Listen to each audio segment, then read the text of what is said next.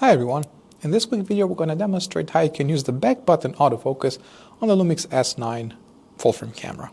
This is probably one of the easiest tutorials I've ever done because this camera has a dedicated AF on button here, and as long as you're in autofocus mode you can use that button in order to focus.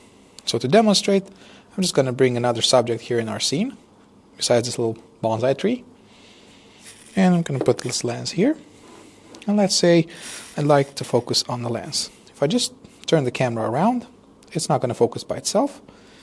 I can press this AF on, camera locks on to focus onto that lens. If I switch back, it will now focus on the bonsai. One more time, lens, and then bonsai. Of course, please bear in mind that I'm actually using the one area autofocus. So wherever I have this little box, that's where the camera is going to focus when I press the AF on button. I can also do that, for example, if I have both subjects in the scene.